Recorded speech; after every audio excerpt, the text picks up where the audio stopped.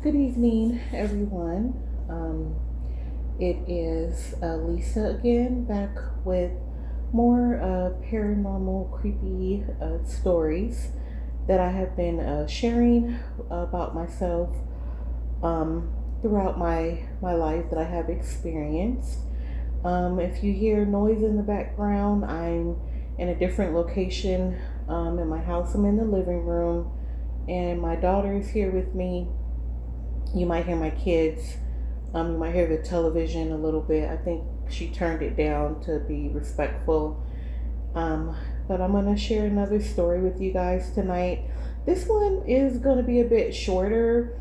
It does involve a very particular incident that took place over a course of time, from when I was young to when I was a little bit older. Not now. I don't think I haven't had any more experiences like it. And not in that particular way. And right now I am enjoying telling you guys these stories. There are some people who are very angry right now that I am not showing the alchemist witchy side of myself. I'm not doing the original things that I used to do from my TikTok, besides posting the motivational quotes and things like that, which is always something that I enjoy doing and really honestly is my primary focus.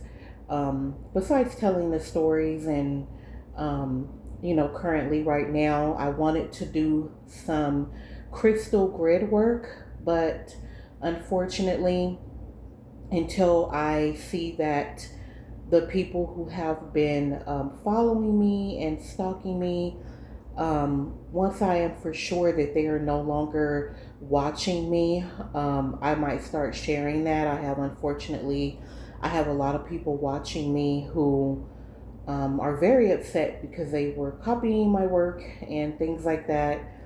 There are people who are very upset that I have chosen to stay loyal to someone who helped me and my children out when I really needed him.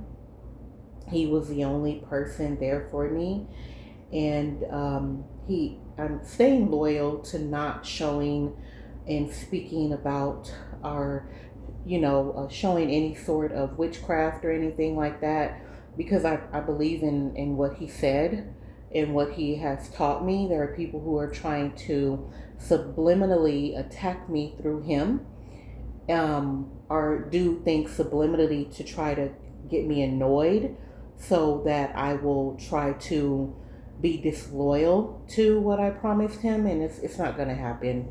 Um, Unfortunately, I'm not going to do that.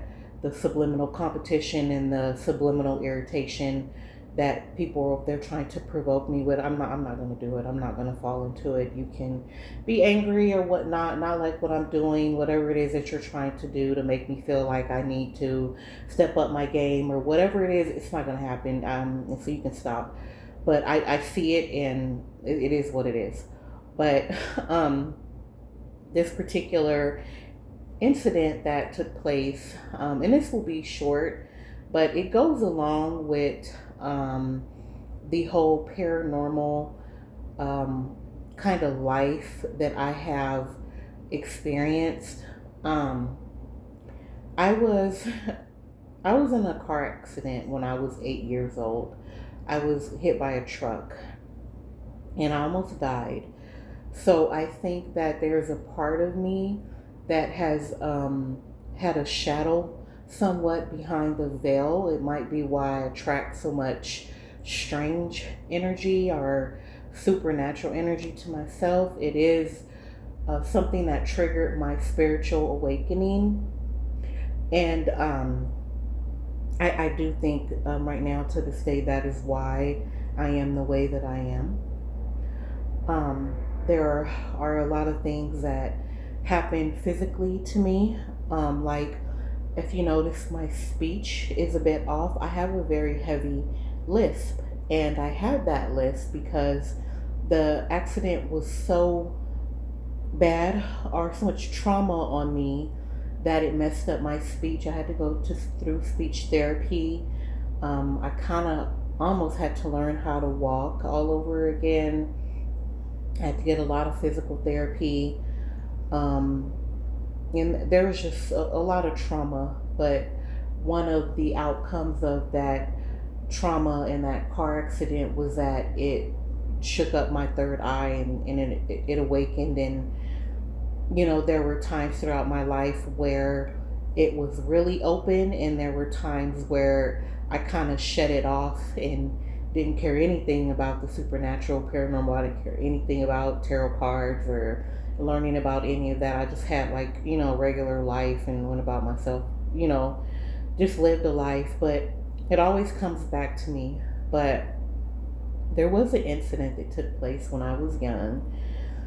And I'm calling this the Watcher primarily because of the message that I would get.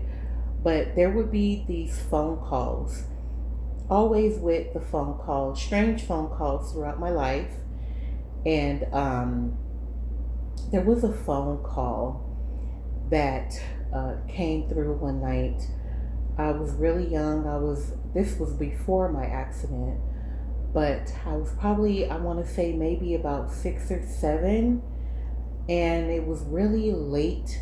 I think it was on like a Sunday night, and we were all hanging out in the living room, watching TV. My mom was in her bedroom. She was watching TV in her bedroom, and the phone rang really late, and it was a man on the other end. I picked it up, and as a kid, I'm like, hello. And the guy, the gentleman, he goes, put your mom on the phone. And I'm like, okay, so I go in the room, like, Mom, there's somebody on the phone asking for you. And my mom gets on the phone, and she's like, hello. And she doesn't say anything, and then she hangs up the phone. And then she comes out into the living room, and she's like, she goes back in the room, and then she comes out and she goes, did that person tell you who they were? And I was like, no, I was jumping around playing, I'm a kid. And, my brothers and everything, they were out there. And she goes, that guy literally said to me, I'm watching you. And then hung up the phone. And around this time, my mom, she's always been kind of, to herself. I think I've seen her date a few people every once in a while. There's not one person I think my mom would have would have done that to her. But that was the first incident. It always been kind of creepy. Years later, after my car accident that I was in, we had moved to a bigger house. We were in a more homely neighborhood, I guess. And I was home alone. I was about 9. My car accident happened when I was 8, so this was about a year later. And at that time, we lived in a pretty good neighborhood. I was never scared. I didn't mind being at home alone. I knew better than to open the door for anybody, or I just sat in the house, and it wouldn't be long before my brothers and my sisters or somebody would come home. Or my brother would get off of work, so I would just sit there and make myself something to eat. Turn the TV on and watch after school, whatever cartoons were on or whatever. And the phone rings, of course, and I pick it up again, and the voice on the other end is a man. And I'm like, hello? And there's just breathing on the other end. Once again, the voice comes through, and it says, I'm watching you. Except this time, the voice is more deep and more rough. And I'm like, oh my God. So I hang up the phone, and I'm so scared. I don't want to be in the house. So I gathered my food, whatever I was eating. I think it was like some cookies and whatever.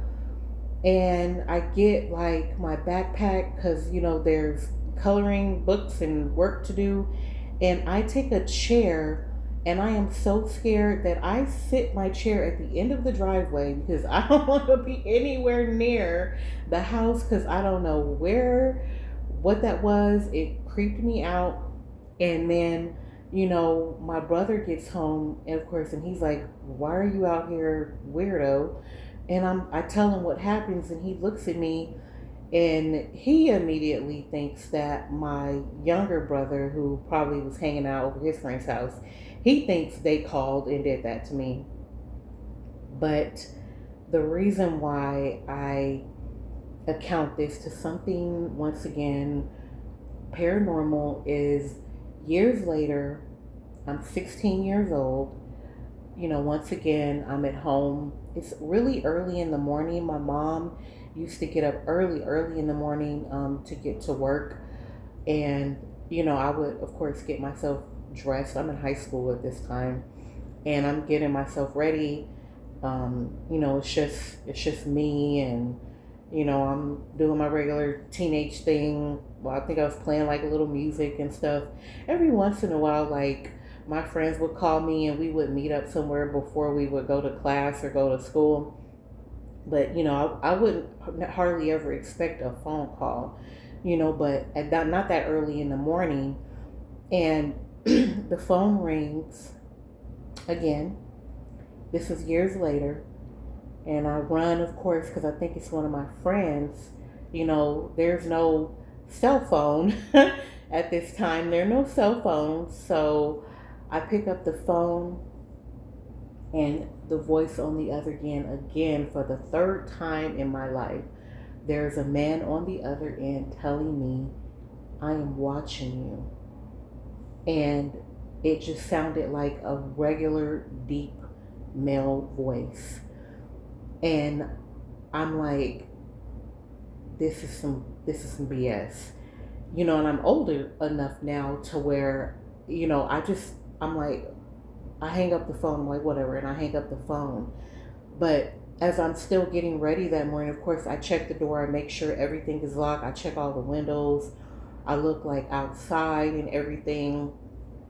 And I'm like, okay, I'm not in the mood for this. So I'm terrified, and I still have to go to school. So, I gear up, I get myself dressed, I make sure the door is locked. And of course, I tell my mom, when she gets home from work.